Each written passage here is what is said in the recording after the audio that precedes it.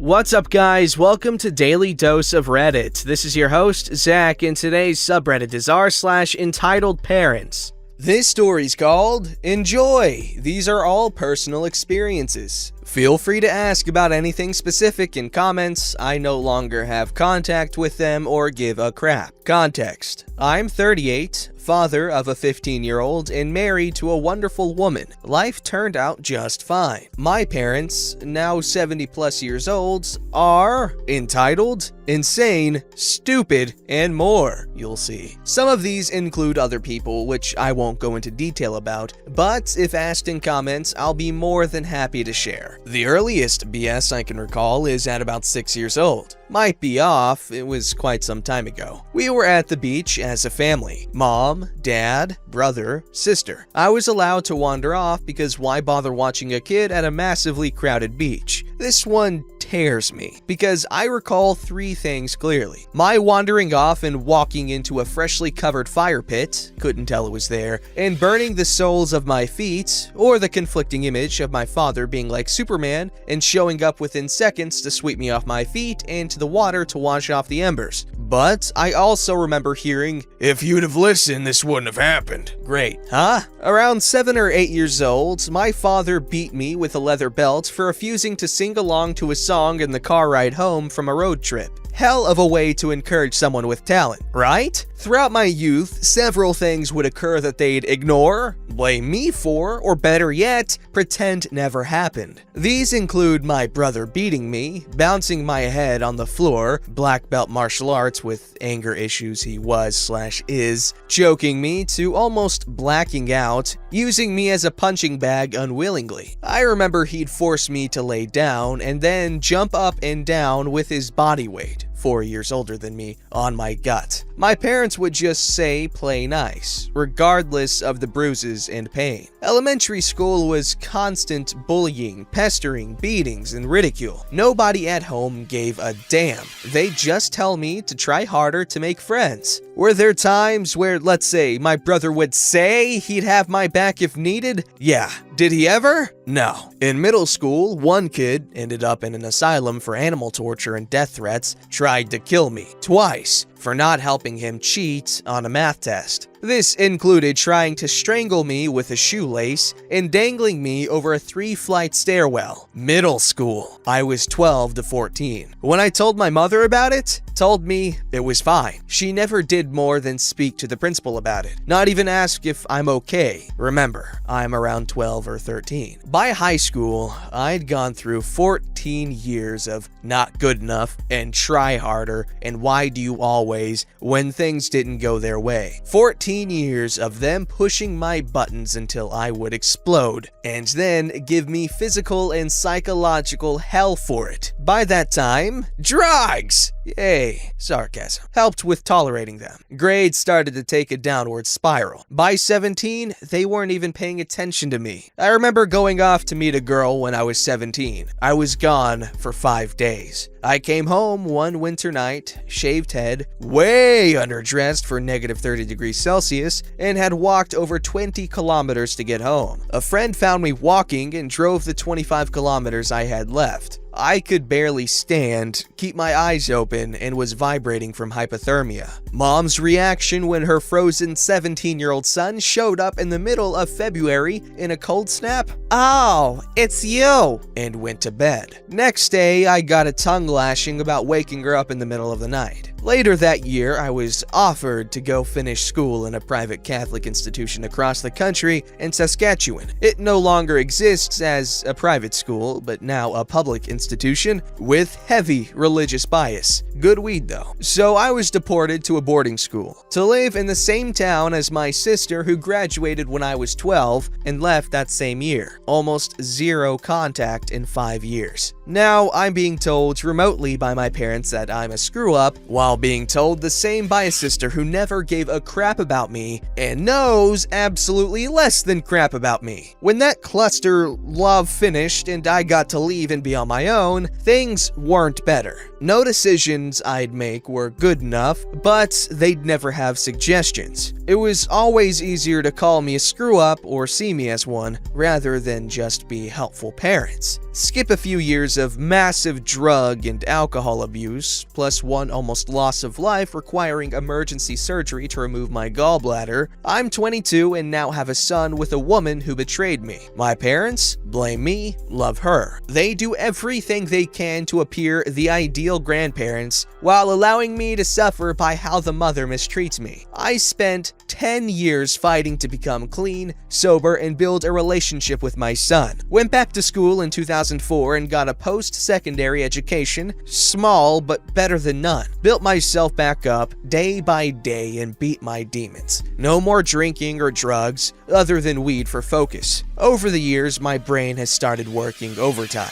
24/7 due to constantly being in survival mode. At this point, I'm 32, I'm with my girlfriend, now wife, for 2 years and am building a better and better life with my son and wife. Sturdy job, good income, improving living conditions, rebuilding credits and finances, life's good. I tried at this point to rebuild a relationship that was broken with the parents. I'd bring my son once a month to see them, spend the weekend, and do as much with them as I could. But over time, and as my girlfriend would learn, my parents would often request us to come down and then be too busy or book some sort of food gig, etc. So we'd end up wasting 3 hours of driving, the gas, car wear and tear, arranging to have my son, etc. for nothing. This went on for a few years. Every time I'd face a dilemma, I'd go to my parents because that's what you should be able to do. They'd never have input, but they'd always be the first to criticize my choices I'd make. That was my whole life on parental guidance. Added, missed earlier context, my entire life, Dad was gone from Sunday nights to Friday nights for work. So he was home 1.5 days a week, spent at least one day with his siblings and my mom, a couple of hours for us, and a few hours to do stuff around the house. I tell people I didn't have a father because realistically, I didn't. Although at this point in my life, I'd repaid every dime I'd ever borrowed, whether legit or for drugs, because even as a junkie, I was using to numb the pain. I was aware of what I was doing. It killed me for years, but I did what I had to do to survive. I don't feel guilty, I was just glad I was able to return it all. Regardless that I'd self-funded my post-secondary education, found solid work, lots of experience contracts, and improving my resume, it was never good enough. Remember the music thing from the start where I got a beating? I'm too old for that, so they'd try to convince my wife to twist my arm into playing or singing songs at parties. My wife would side with me and put her foot down, tell them if I wanted to do it, I'd do it. But that's how they are. They play games. Peppered into the last few years, heavy criticism about me raising my son poorly. We'll get back to that in the comments if you were. I was doing everything they didn't do.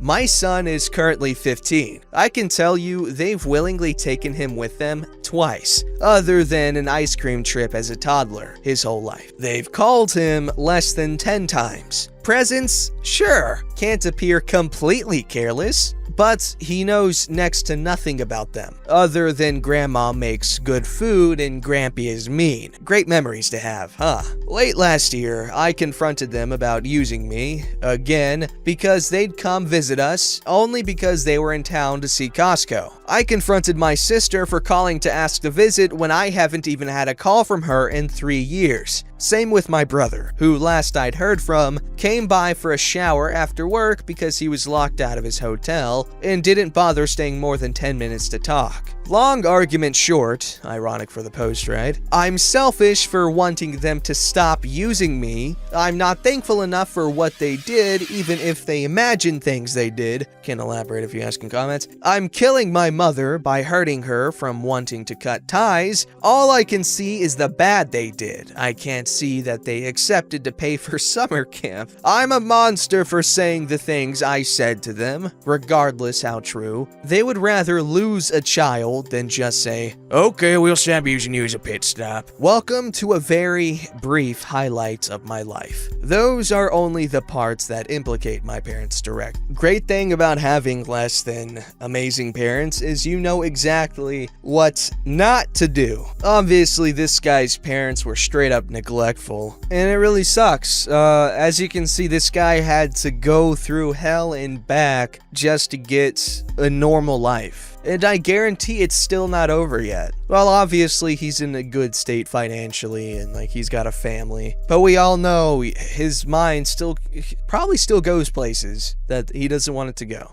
This story's called, My Mom Demands to Have Everything, Including Me and My Siblings. My dad wanted to divorce my mom because they just aren't getting along. My dad had gotten very depressed and stressed because my mom is demanding and always wants sex. Okay, freeze frame. Now I get these are people's real problems, but I'm curious as to know how you know your mom is an info. Anyways, she actually forced him to go to the same doctor she had so she would get intel on everything he told the doctor. She told him that something was wrong with him and he should give her sex even if he doesn't want to. You see, my mom is an extreme feminist and also an extreme entitled bimbo. Man, this is a loaded freaking post. She thinks that because she is a woman that she gets to boss my dad around. But I don't agree with that, and neither does my dad. The day my dad told my mom that he wanted a divorce, she quite literally threw a fit. She didn't go to work, she played the victim. If she did go to work, she would come home in the middle of the day. I stood up for my dad one time because my mom said that my dad should be paying attention to her and not teaching karate, which was the main thing that was keeping us stable. I argued with her, and one of her best friends beside her said, "Well, you're going to be a more forgiving wife." No, men can have hobbies as well as you can.